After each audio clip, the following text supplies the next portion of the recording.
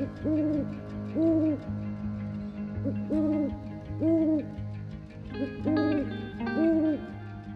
is wonderful. Okay. All right. All right, here we go. Hello. Hello, Sarah. Hi, Laurie. Hi, and hello, cocooners and dear kindred souls who have been our friends on this journey. We wanted to present Owl and Darkness, Awakening Your Night Owl, and we are so excited to have this chat. It's kind of like our seasonal story times, if you've been with us before in Instagram land. Mixed with a little bit of our cocoon gathering intentions, where we weave in vocal play and expressive arts activities, which could be poetry or drawing or painting, etc., etc. So, Sarah, do you have any words of wisdom that you want to share about our cocoon journey together? Oh, it has been a journey, a journey. And what better animal to bring us full circle with the journey than owl? Wise owl, stoic, calm, silent. Yeah, so we've been doing this journey for a few years now, and the cocoon is in a cocoon phase of metamorphosizing into another new journey called Nurtured Voices. So we're using the cocoon as the seeds and the soil and this rich experience and support from the community and all of you to birth and take like another extra tendrils, more paths into other things. I don't know. It's so true. What I Yeah. keep feeling is like that launching pad that we've created. Mm. And it's from doing this work together with seasonal living, and also learning from nature and growing through tapping into how we feel through nature inspired feelings, which is something that was birthed on this cocooning journey. And then also just that sharing that we've had with community and finding kindred spirits online and using the platform of Instagram in a different way. Even though it's still energetically draining sometimes, it also does bring us a lot of love and connection. So we've just redefined and restructured so many things in our lives, I know, Yes. together and with others. So, yeah, I think the main message is that we're really grateful for the opportunity to connect with you all. And we are so thankful to those of you who have been on this journey for a few years now. Mhm. Since 2021, we've been doing this together. And if any of you are old school, I started it in 2020 alone. So Sarah Mm. joined in and made the journey so much richer. And it really did grow so much. We grew our tree together. So I'm Mm. excited for the next phase of collaboration and seeing how vocal play and communication and speech work um, shines through nurtured voices. And so Mm. you can all expect to see beautiful things being birthed from our cocooning. And yeah, so this will be our final cocoon gathering. And it is Owl and Darkness, awakening our night owl. And we've always felt the cocoon was like a living, breathing thing. Like Yeah. it all encompassed you all and Lori and me and other people, just giving it life force, and the cocoon kind of having its own. And now I just feel like it's kind of like, here you go. And Hmm. like, I just get this feel at like the launch pad, the moving forward. And so thank you to all of you who helped create that little cocoon bundle to now become the next thing, which is our Hmm. whole thing, right? A gentle Yeah. reminder, your nature, you're here to become. Right. Yeah. And in a way, it's like we are both going into a new unknown, which is what we've gotten used to and embraced through cocooning. And Yeah, what a better guide than owl to show us Yeah, how to do that right? gracefully and Gracefully, strength. powerfully. Mhm. Mhm. Mhm. Mhm, mhm. So, yeah, where do we begin? Do you wanna do a nature-inspired feeling that has to Oh, do with owl and darkness specifically? Do you have a feeling? that's a good idea. Yeah, let's feel into that. Mhm. Um, let's see, nature-inspired feeling, inspired by owl and darkness. Ooh, I am sitting as the owl in the silence, in the darkness. It just got cold here anyway, so in the crispness, and I don't necessarily like hear anything or feel anything, but that whole like neck turning Mhm. all the way around of like, "Oh, it's over there, you know? That's how I feel right now. Like I can't see it. I don't know what it is. I don't hear it, but I'm gonna turn in that direction that I, as a human being, our heads don't turn that way. So feels cool to turn your head as an owl. Mm, I love that. Yeah, I believe that it's 270 degrees instead of 360. It's almost a full circle, but not a full circle. See, I Um, was gonna like say something like 200, so I'm glad you had the yeah, actual I've actual been like number. devouring owl content. It's been lovely. I love that. Oh, And I feel that one too. I can really feel that turn of perspective and looking over my shoulder, and there's like this simultaneous like what's over there, as well as mhm. like, oh, what was that all about? Like what I just did. Kind of a Yes, I was just saying the past. I was like, as we were yeah, talking, I was like, and it's also about where we came from, where we right? came from. Mhm. I Like, like oh, that. what yeah, what was that? What was that? That's Like this cool. curious, like, huh, okay. Yeah. Oh, Yeah. how about you, Lori? How are you feeling? Well, I didn't actually have one pop in until just a second ago while we were talking about that. And I I need to look this up more, but I one quick fact that I learned was there might be multiple types of owls that do this, but that they I know that they mate for life, and if a mate passes, then they do get a new mate, but they stay together, and they bow to each other. And I need to find which owl does that, if there's one type or if there's multiple types or if it's an owl thing. But I'm gonna like owl bow. I'm What gonna does it be even it. look like? I don't know. I need to see. I need to see what this is. I just that little like came through just now, an owl bow. I like that. So I'm owl bowing to Hmm. so many things, like to the cocoon, to you, to myself as my own mate. Like, I think that that's such a powerful thing to become the mate, the partner that you desire or want to be. I'm bowing, I will bow to like my husband who's been so supportive and all of my friends and family. So, yeah, that's my nature inspired feeling for this. Hmm. Ah! Yeah, we all I like how you said becoming your own mate because we say that like, "I'm gonna date myself. I'm going to marry myself. Mhm. I choose me as my mate." I love Mhm. that. Oh, I can't wait to look up videos of that. Oh my I had no gosh. clue. No Yeah. clue. And inviting anyone listening or watching this to really enjoy, there's like some 5-minute, 10-minute videos on YouTube where you can just see the beautiful diversity of owls, and they're all so different and unique and just gorgeous. It's quite the feeling to take in their beauty. So, Mm. inviting you all to do that. Eh, Beautiful.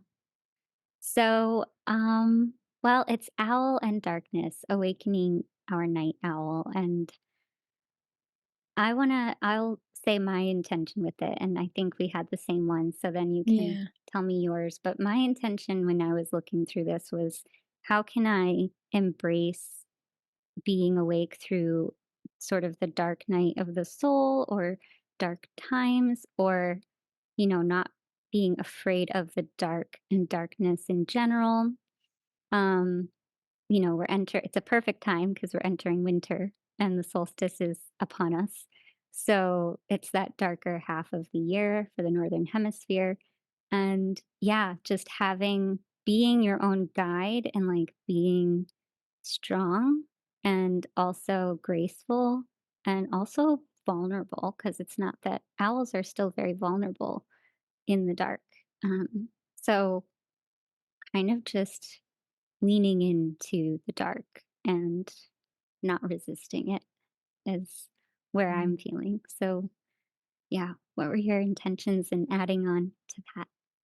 Yeah, very, very similar. And we've talked about fear a lot, you and I, and then just even leading up to this. And there was that like fear of the dark. And a lot of people right now, at least here in Connecticut, fear of winter, right? Oh, winter is coming and it's cold and it's coming, this anticipated fear. And it's my favorite season. So yeah, being embodying owl to be like within something that might be uncomfortable or make you afraid or fear and like twisting the perspective on it. Like we'll get into owl a bit more.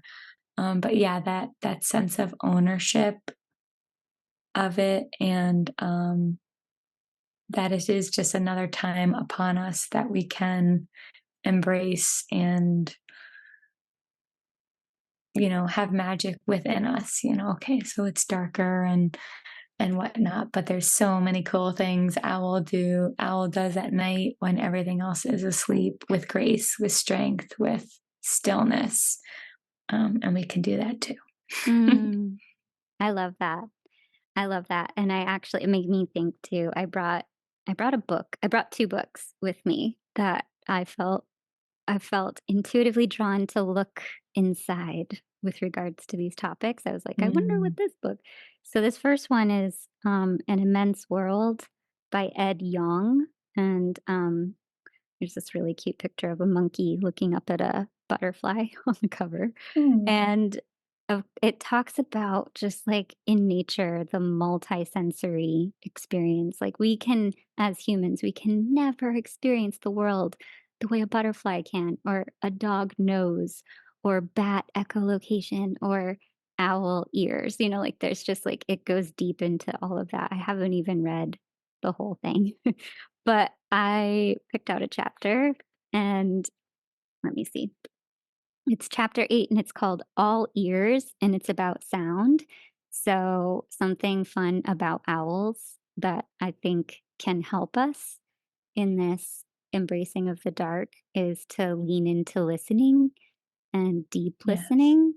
And so I'll just kind of summarize, but the chapter starts with a man named Roger Payne, and Roger Payne used to be scared of the dark. While in high school, he tried to overcome that phobia by going on long nighttime walks through a nature reserve near his home. During these solitary strolls, he often heard and occasionally saw an owl that lived in a nearby building, and his fear of the night subsided. His interest in owls grew. In 1956, he got a chance to study the birds as an undergraduate student and he leapt at it. And it goes on to talk about the studies he did with owls and their hearing, and the way that they hunt at night is Right. actually all based on how they can hear. So Yes. we think that it's like their incredible night vision, but it's actually their incredible listening and power of listening. So I'm curious. I don't know. I'm just curious how that hits you. And anyone listening, if you are afraid of the dark, to kind of be curious about that. Would you be up for walking through a nature reserve at night? Or is there a Mm. safe way a safer way if you're not up for that to explore deep listening in the night? So I don't know how that makes you feel there. Well, for me, like, there's your whole, like, body and, like, filtering the senses within your body. So like deep listening, going out into the night, like all like, oh, if you could have like the least amount of light pollution, that'd be even better, right? Night full of stars or clouds or whatever. Your like whole I think of it actually with my preschoolers, whole body listening, like your whole body is in it, it's listening. So there's that sense, this like connection with yourself. But then it also brings up communication for me. Like, how can we as human beings be whole body listeners to whoever we're communicating with, our communication partner? And so I'm sure if we develop that relationship with ourselves and hearing everything around us, starting with nature, like kind of as our inspiration, then when we're around other humans, taking these skills that we've strengthened and, um, tweaked a bit, kind of using it in a communicative way. I know for Owl, when I did my own research, the thing I loved the most, and it's kind of a weird thing, but that owls give a warning sometimes, um, not necessarily to their prey, but to others around them that's startling them or whatever. And it could be a sound or a hiss or clicking of their beak. Yeah, a specific owl hoot or whatever, depending on the type of owl. And for that like gave me that nugget of like, oh, I wish we did that a little bit more as humans. Like, really, not like a warning, but like, hey, like that hurt my feelings, or I don't know Mhm. what you would say, but just not this surface level, but a little bit deeper of, there's something going on here. I need to give a little warning, or this is how that made me feel. And even me and my husband did it the other day where, we get a little salty, a little edgy, the two of us being Italians. And finally he was like, oh, I've been tired the last few days. I haven't actually slept well. I was like, "Ooh, there's like his little warning, like his little, this is why my behavior is the way it is right now." So Mm. that's kind of what came in when I read through all the owl stuff, was that bringing in their senses and their communication, and how we can just like absorb that kind of wisdom into our own lives. Oh my gosh. I feel like I'm getting better at that. The warning. That's so good. Mm, Yeah. I love that example of noticing when somebody's giving you a little owl hiss or hoot, or a sound right? coming your way, like, "Oh, I think," or, like, sometimes you have to be listening underneath, hearing beneath the words, going beyond the words, like we've practiced so much, with nature-inspired feelings and all of Mhm. the cocooning activities, but, like, hearing beyond the words and listening for those warning signs of, "Oh, okay, there can be, like, a little bit of a frayed edge beyond this." And, Yes. yeah, and I've been sort of tuning into my body and the hormonal changes that happen in my cycle, and I have been listening to it more and more each year and just kinda like data collecting, right? Like, all of a sudden you're like, "Oh, it's this day again, and I'm feeling the same way as I did last month on this day." And I'm noticing there's this little block, and it could change, and I'll be open to this changing. But, just noticing, "Oh, okay, I get extra frustrated." Like, I have a shorter, patience time limit or something. And Mhm. just even giving myself a little owl hoot to be like, "It's okay. That's what that is." And then also communicating that to my husband, like, "This is what I need at this time." So that's what you reminded me of, because, yeah, it can feel like it's like a little darker time of the month. I mean, and Right. for a woman, like, menstruation is supposed to be their inner winter or inner autumn, however you wanna look at it, but this time of, like, going in and, allowing yourself to sort of, like, shed and move through that and embracing that. I think that's a really nice model, I mean, I'd like to live that, so I don't know. I didn't expect that to come up, but that's where I went with what you shared too. Yeah, and I like how you said, like, there's, like, twofold to it of, like, being connected with your own body. You need to be able to do that first, right? Of kinda taking data of the time and how you feel and what's going on in your inner world, and then you've got the outer piece of it and even giving it to yourself, that little hoot. I like that, and I know just the other day, I was able to kind of be more in tune with my body. I was on the phone with a provider, and it wasn't going anywhere. And, like, I could feel rushes in my body, and it's like, "Why is this happening?" And I realized because this person on the other end, like, wasn't letting me speak or finish my question, just answering a question that was not the question, that I was asking. So first I had to feel the rushes, then ask, "Huh, like, why is that happening?" And then put it to, "Oh, I'm being interrupted." And then I was like, "Well, what are you gonna do with that?" And I could have done nothing. I could have just done my own owl hoot, like, "Okay, check in with yourself, make sure you're not a certain way with this person." But I did decide to say something. I said it. We have this phrase in my house, say what you mean what you say, but don't say it mean. It's like, actually, I keep trying to ask a question, but you're answering not the question I'm asking. I don't know what I said, but I said something like that. And I do think looking into owl over the last few days really helped me with that, just that one circumstance. So we'll keep we'll keep hooting away over here. Mm. I just keep feeling their extreme alertness, like being awake, that night owl. You're awake in the dark. You can see past this surface, you know, Mhm. illusion sort of that may be coming at you or that we live in, even, just being able to be extremely present with someone and being present with your body and having all your senses open. I'm just gonna say that's a really courageous thing to do. It's so much easier to dull our senses and keep the lights on for, lack of Mhm. better words. It's like, shine the light and don't be scared and don't walk down the dark hallway of our inner selves. And, what are we missing out on when we're only casting light everywhere, So that's just what it's reminding me of, like, it is courageous to allow yourself to speak about something that you're perceiving that may not be getting picked up on by others.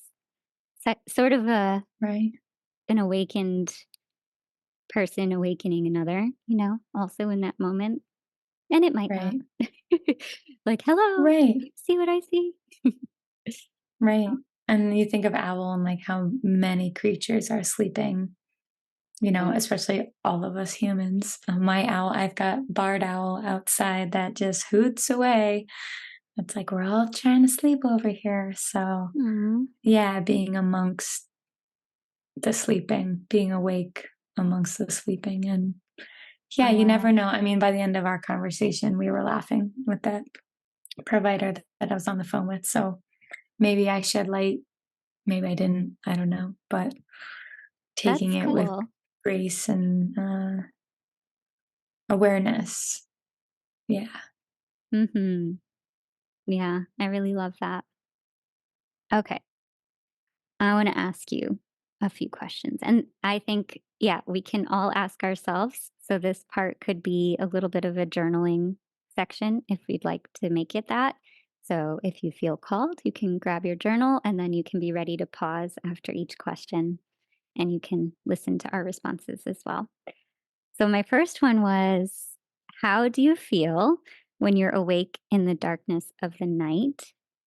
And you mm, can write down, all of the things, it might even be both good and bad things. So just kind of being honest with yourself and um, answering that question about where are you at currently in this present moment with darkness. So I'm curious what your answer is. like, the first thing I came up with was insomnia. like literally awake in the middle of the night while my whole house is sleeping.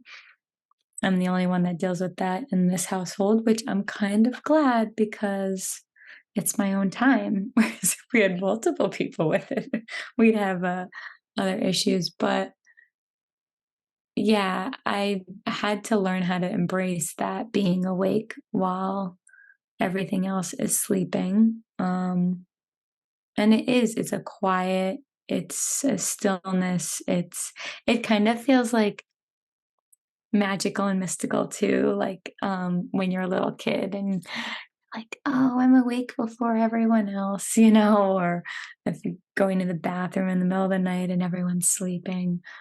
So it does have that, like, childish joy to it in a way, and that's what I've been trying to embrace when I have bouts of insomnia, so that I'm not resisting it and then getting frustrated with myself.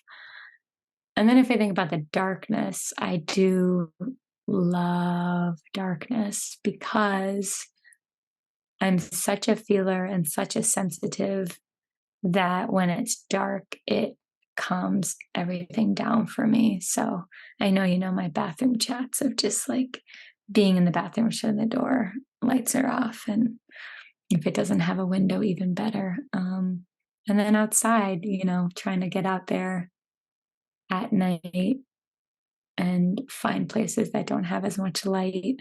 I haven't done a dark forest walk, and that sounds scary, so maybe that'll be my next adventure. But I have gone out in the back. Um, I wouldn't say the middle of the night, but definitely quite late at night and just been in it. And you feel like everything kind of melts away, like the things that were worrying you, because you feel smaller because it's so expansive outside. And I feel like it's even more so when it's dark out. So kind of reminds us where we're at in the world. Hmm, How about you? you brought me there. It's a very long answer from I like it. chatty Sarah over here. Um, yeah, for me, when I was feeling this, it feels the same as how I've been with 2 things, roller coasters and public Mm, speaking, or, like, speaking in groups or speaking, performing in front of, like, a big group or speaking in front of a big group. There are times in my life where it's fine. I have nothing. It's like, "Great, wonderful, let's do it. Let's take, like, the loop-de-loop big drop roller coaster." And then there are times when I'm like, "Absolutely not. I'm not. I'm terrified, body shaking, so scared, unwilling." So, I would say for me, it just and I don't even know, I think this is something I'll have to, like, learn about myself is, like, what makes me go from that fear of the dark to absolute peace with it and, like, almost like, "Yeah, let's go romping through the woods at night," right? Because I used to work in an environment of, um, where we were camping and, setting up a vending booth for an entire weekend starting on, like, a Wednesday or Thursday, going to a Monday, and I'd be living in the woods and, or out of a van, but, like, mostly in a tent and walking around paths, and you just have a little flashlight or a headlight, and it's very dark, and I think anybody who's done, any camping trips knows that beautiful feeling of being, outside in the night. It's just so different from being inside in your bedroom in the night. Both have benefits of being in the darkness, but like it's so different. Like you said, like there's an expansiveness.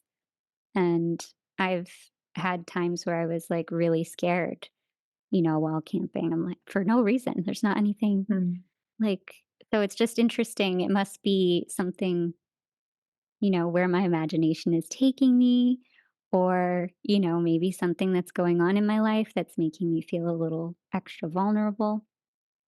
So, yeah, I would say I have a like back and forth relationship with me in darkness. Although I know since cocooning, I would I started doing the practice of, like, when I lay down at night, I go completely under the covers, so it's, like, complete darkness, and I let myself just be in it, and I have my eyes open, but you can't see anything, it's just dark, and so I am safe in a bed in the dark, but I choose it. Mm. It's in my control in a way.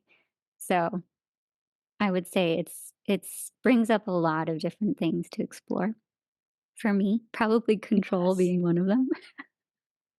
Well, I was just thinking too while you're talking, like there is so much surrender and letting Yeah, go to being within darkness. Cause usually a lot of times it's outside. So you're already outside your home.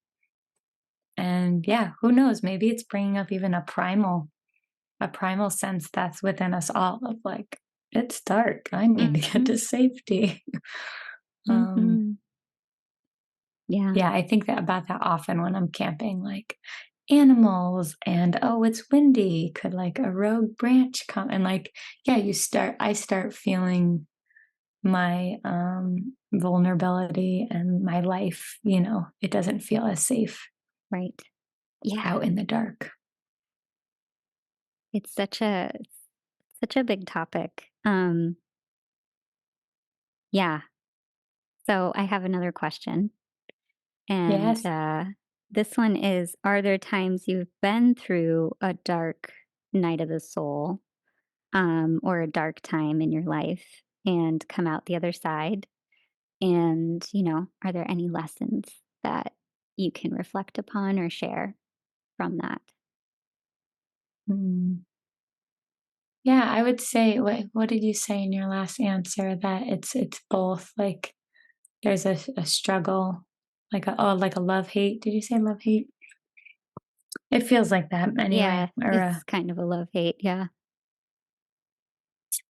yeah, a balance. I think that's there's a waves of darkness of the soul with me in my journey here on earth where I will be on one path and then kind of get swept up in a wave and then slowly come out of it and then eventually swept up into another one. But I'm trying to break that cycle. We'll see what happens in the future. But yeah, I would say like my bigger darkness of the soul would be like after having kids, some postpartum stuff. I think another probably even bigger than that was getting into my career and being done with schooling and having a house and being married to my first husband and just like a what now? I just felt I had no guidance of what to do after you've actually like hit your goals that you wanted to hit, which was weird. Like you would think that would be very fulfilling. And yeah, that was like a year to a 2 year journey of just yeah, darkness within. And I would say it was more being lost. You think of it lost in the woods, right? It's when I'm feeling lost. And luckily, when was that? 2010 or so. So it's been 14 years. Luckily, I haven't had a episode like that before, but the way of getting out of it was being found, like finding myself, like maybe I needed to tweak my career. Maybe I needed to tweak or find new hobbies or new ways to communicate with myself and connect with myself. And slowly, like it's never a quick thing, but slowly I would come out of it. And postpartum was the same thing. It's like I went into some darkness. So then I didn't have the things that really made me feel like me. And for anyone who has little ones, sometimes it's a shower or a meal or exercising that, you it sometimes don't have that for months or years on end. And it could be time. I think time also helps. Like when we have a dark night, how does it end? It ends with time. Eventually the sun comes up. You just wait. Mm. Aw, I love that. Yeah, it's interesting and just little I was curious about, like, what is a dark night of the soul and where did that even start? And it's an excerpt from a poem from the 1500s from a Spanish monk and mystic that wrote a poem. And so I loved kinda learning about that because I had heard the term, and I think when I had my spinal cord injury in 2011, I feel like I was kind of trying to force myself to be like, "You're in your dark night of the soul," like, but I actually This didn't. is it. Yeah, I didn't actually feel like I was in a dark night. I was actually so held. I felt like I was brighter than I had ever felt. Mm. Felt so loved, so held, so supportive. I had like all these healers and light shining on me. There was no room for darkness actually at that time. I feel like my healing journey, crisis, whatever you want to call it, dark night of the soul came like after getting married and having the safe space to be vulnerable from the space created from that marriage and finding someone who like was willing to hold me in all of my wholeness and who I am and all of my facets and um yeah, I would say when you find people that like give you that space to be fully seen and appreciated and acknowledged, that provided this like it was almost like a void being witnessed and by that like that I could then face these scary things. And I feel like I've cried big, big, big tears and felt deep grief and depression and darkness and like, just being willing to move through that um, has been a deepening of the other parts of it, the love, the reverence, the beauty, like, oh my god, how amazing life is and the planet and every moment that you get to spend with people that you love, like, it's an interesting journey. So, I would say, I have learned that there is extreme beauty on the other side of darkness, and, yeah, as hard as it is to go through it, it's worth it on the other side to get through, and you just never know how long that time period is gonna be, like you said, but there is time, time I do believe that time heals. It does in a way. So, anyway, yeah, that's my Yeah, answer. we each have our little like gauges for figuring out, okay, where are we at right now? And like a little just like check-ins with within ourselves. And I know for me, you and I were talking about this the other day, like the ultimate fear of death. Like that's Mhm. my check-in, the true darkness, right? Lights out. If I'm feeling comfortable with that, I'm like, okay, yeah, pretty grounded, pretty in tune with myself. And if I'm just like devastated about that, I know, like, okay, let's not totally jump into the darkness of our soul. I So like having those that. little meters to check in with ourselves. I like that. I Yeah. think the journey of being accepting of death is going to evolve too as we embrace little Mhm. little darknesses and little moments of it and then yeah, being willing to move into that space of acceptance is probably a big part of life, the journey of life. And so, Being human. Mhm. yeah, and it's interesting just to bring this up too that owls and darkness do get the rap of evil or scary or ghosts or, like horror movies, like that is projected upon these two things. And I mean, yeah, imagine being our ancestors around a campfire in the middle of the woods, and living out more in tune with nature and hearing these like screeches or seeing those like big eyes. Like, of course, you might project your fears onto that being, but also there's these beautiful mythologies and stories of like Athena and her owl. And anyway, just kind of Right. weaving together that we're creating what an owl is to us, and we're creating what darkness means to us. And what do you want those things to reflect back to you? So just kind of putting that in the space too of like, do you want an owl to be your messenger? How do you want your owl to be in your life? How do you want to see owl rather than like letting stories or, you know, Halloween time tell you like owl is this. So Right. inviting us all to redefine what that means to us and do we want to believe those things? So that was also a little something I Mm. felt while I was doing all my research. You have an answer to that question of how what Well, you want owl to mean to you? I would say,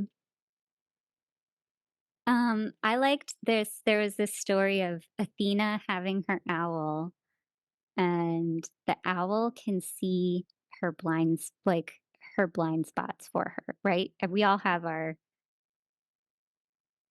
limits to perception, we'll say, rather than blind spot, we'll say. We have these like limits to perception, and owl has a wider ability to see and move and, look than I do.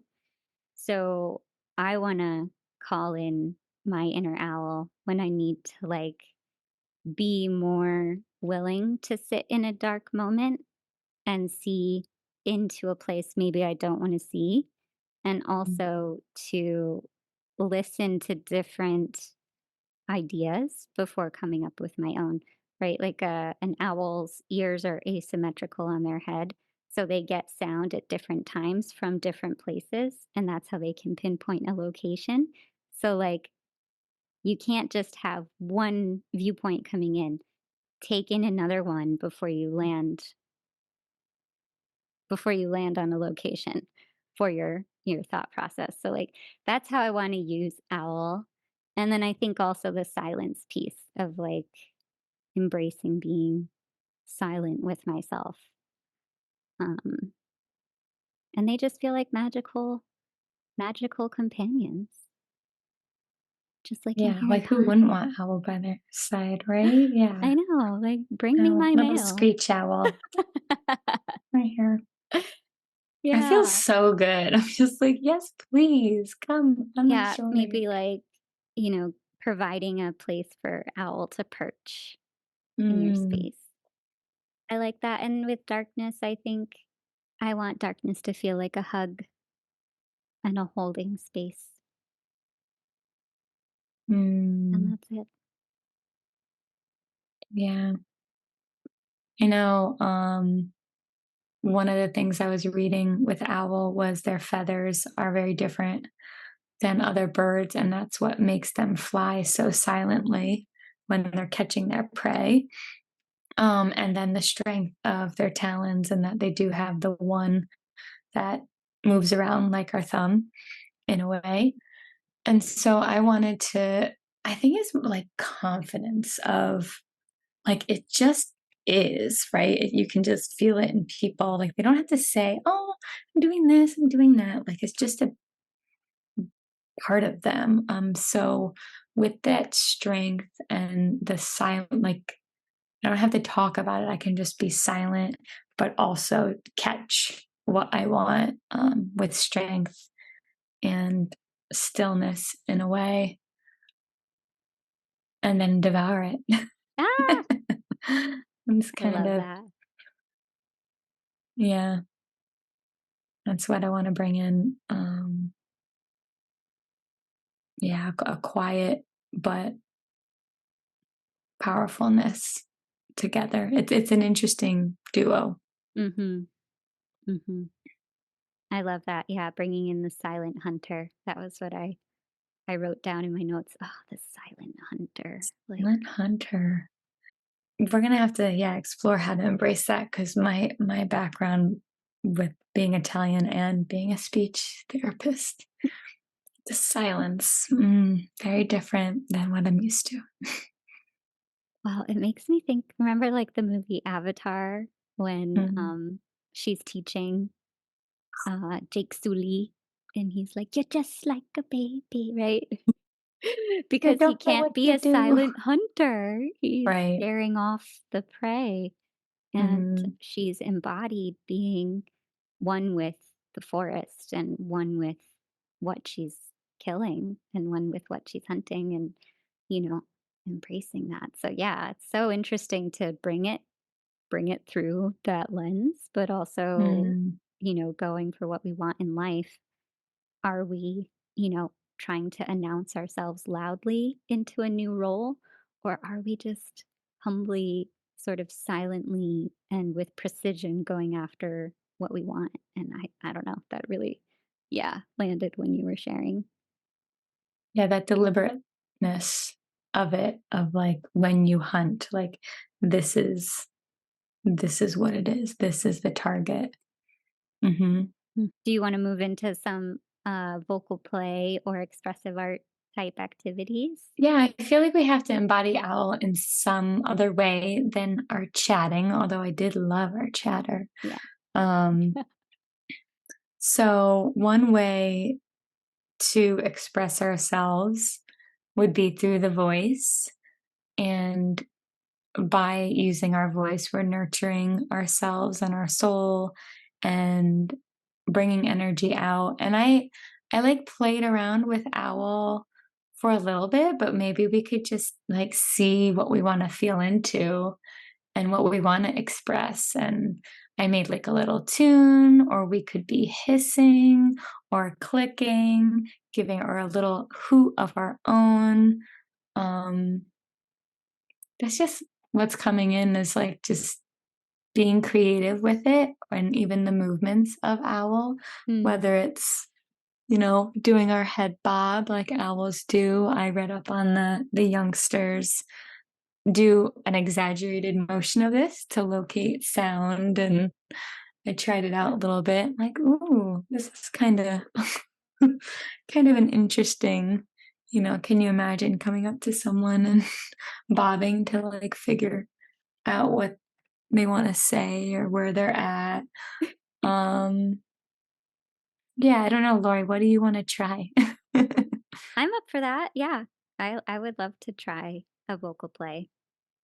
Okay, so this is a little vocal play I came up with, embodying the owl bob, which I realized we didn't really chat about, but we did chat about perspectives and their ears. So this is kind of, whether I mean, we can't do it as much as humans, but the turn or the bob.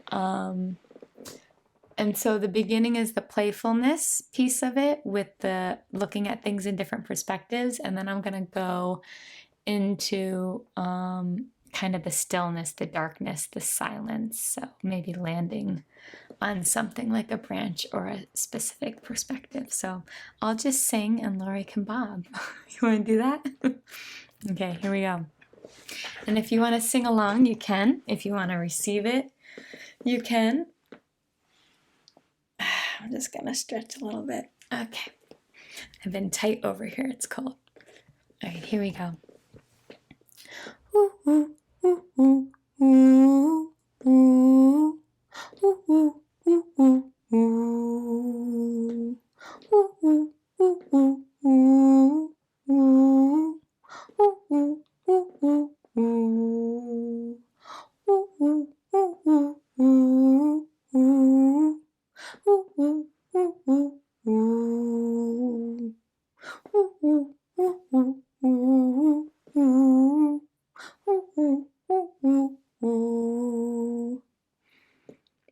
I actually forgot my other one. I was like, what was that? Was not the one I was going to be singing. Oh, okay, I got it now. Okay, and here we'll just keep bobbing of this one too.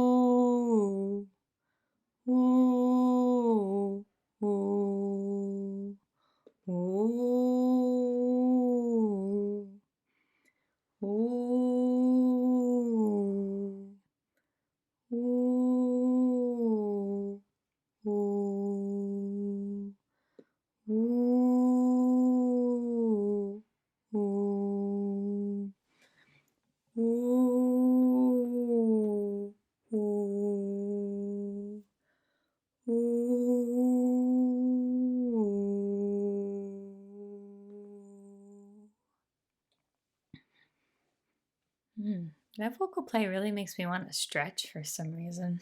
I'm like really feeling the stretching. Mm, Hmm. love it. I do just have some messages coming in, looking at different parts of the room very deliberately.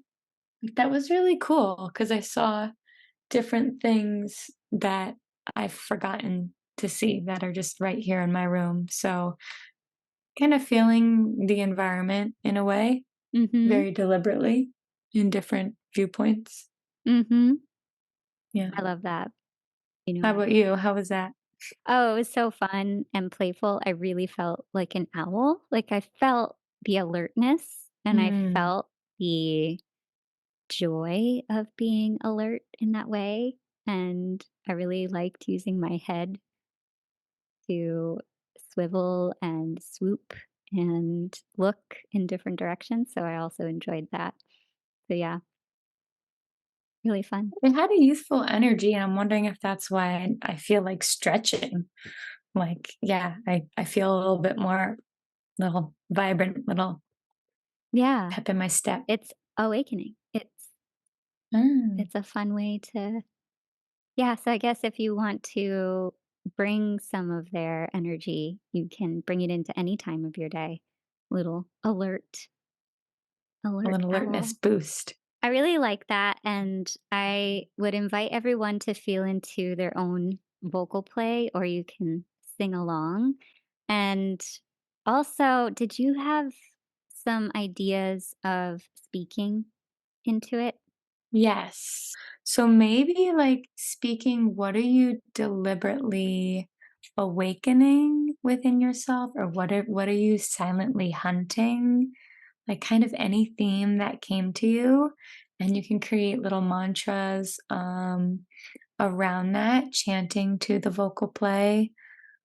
Like for me, that was a big one. So I bring in confidence, and you can just speak it or pick a note and chant it. I bring in confidence. I bring in awakening. I bring in different perspectives. I bring in deliberateness. I bring in my silent hunter. You can even bring it in as a flow, like a brain dump, and just go and see what comes out. And then not even having your mind lead the activity, but more of your spirit, of your soul. Hmm, I love that. Yeah. Yeah. I would say for me, I'm bringing in newness. I'm bringing in freshness. I'm bringing in crispness. I'm just feeling into like the middle of the night, feeling the crispy leaves and catching, what they do is, they eat what they've caught freshly. So just bringing that in and embodying the way an owl digests its food. It eats it whole, sees what it can digest. Whatever it Mhm. cannot digest, it regurgitates as a pellet. Ooh, Let's regurgitate our pellets. That would be a fun what vocal pellet are you regurgitating today? play. I love it. So, this is really amazing. I know we did a lot of chatting, and I hope that any of you watching and learning along with us feel inspired by owl and darkness to rediscover what they are newly and to grab your journal and contemplate to yourself and see what wisdom comes out from inside you. Owl and wisdom are always so deeply connected as well. So, inviting that into your life. And also, another activity you might consider is to do some expressive arts activities. So, you could either create a drawing or a painting or just an energy sketch of how the feeling of owl and darkness feels to you. And I'm going to leave us with a question. How will you bring owl and darkness into your life? So, with that, thank you so Mm. much for being here with us. Do you have any last words, Sarah, for our swan song, Cocoon Gathering? Oh, just so much gratitude to all of you. We've grown so much too through this opportunity and journey and experience, and it's just going to keep evolving. So, if you want to keep evolving with us, uh, come along. And if not, you want to wrap it up and tuck it into a drawer, that's okay too. Hmm. Yeah, all is Mm, well, and we're just yes. grateful no matter what. So, Hmm. thank you all so much with care and connection. From our cocoon to yours. Bye.